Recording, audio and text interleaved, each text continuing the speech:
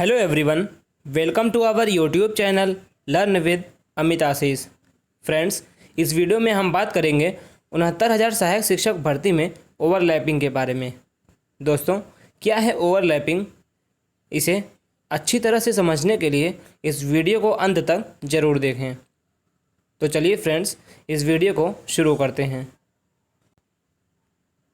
Screen पर आप इस आर्टिकल को देख पा रहे होंगे। हाई कोर्ट के अहम आदेश से खत्म होगी ओवरलैपिंग।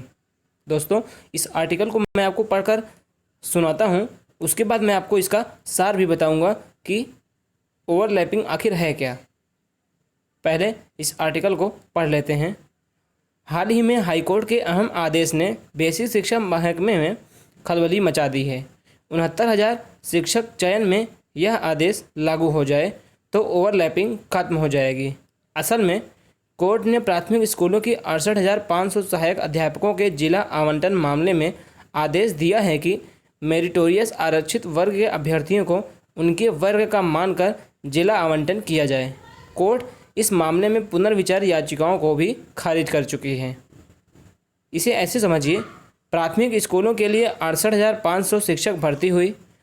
इसमें सामान्य वर्ग की कुल सीटों पर ओबीसी, एससी व एसटी आदि अभ्यर्थी चयनित हुए, क्योंकि उनके गुणांक सामान्य अभ्यर्थी से अधिक या फिर बराबर थे। परिषद ने सामान्य की सीटों पर चयनित अभ्यर्थियों को सामान्य मानते हुए जिला आवंटित किया। इससे उन्हें मनचाहे जिले के बजाय दूर के जिलों में नियुक्ति मिल सकी। इस भर्ती की शुरुआत में शिक्षकों के चयन के लिए 2 सूची जारी हुई थी। दूसरी सूची में कम गुणांक वाले अभ्यर्थियों को आसानी से गृह जिला मिल गया। जिला आवंटन को हाई कोर्ट में शिखा सिंह व 48 अन्य ने चुनौती दी। इसमें मांग थी कि मेरिट से जिला आवंटन किया जाए।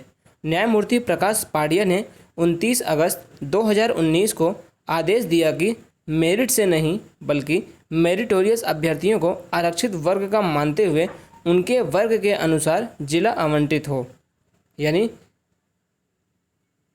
आरक्षित वर्ग के अभ्यर्थी अपने ही कैटेगरी में फाइट करेंगे और अनारक्षित वर्ग के अभ्यर्थी अपने ही कैटेगरी में फाइट करेंगे।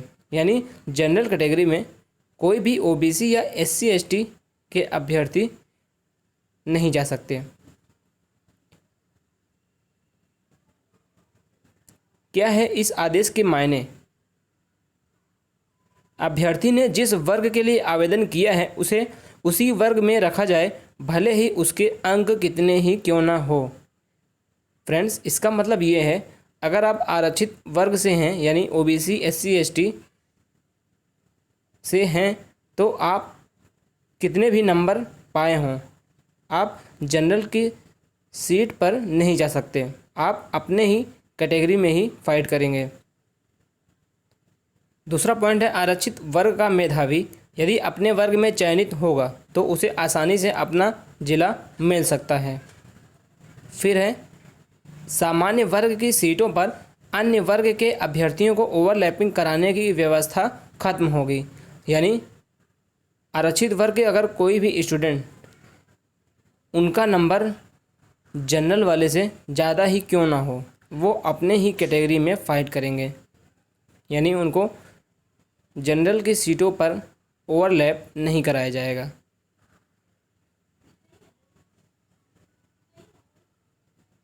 भर्ती में यह पड़ सकता है असर।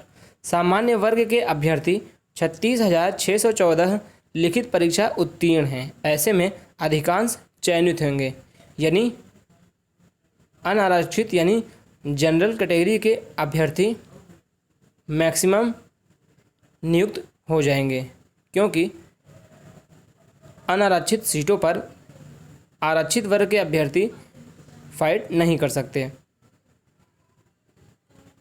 फिर है ओबीसी के 84,868 और एससी के 24,308 परीक्षा उत्तीर्ण हैं।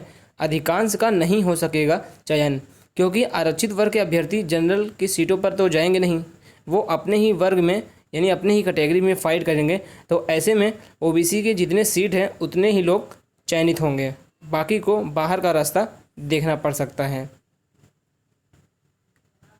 उत्तर प्रदेश लोक सेवा आयोग ने पिछले वर्ष ही भर्तियों में ओवरलैपिंग की पूरी तरह से खत्म कर दिया था।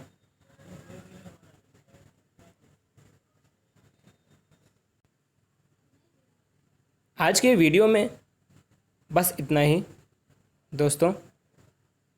ऐसे ही लेटेस्ट अपडेट के लिए हमारे चैनल को सब्सक्राइब करते हुए बेल आइकन को प्रेस करना बिल्कुल ना भूलें। धन्यवाद।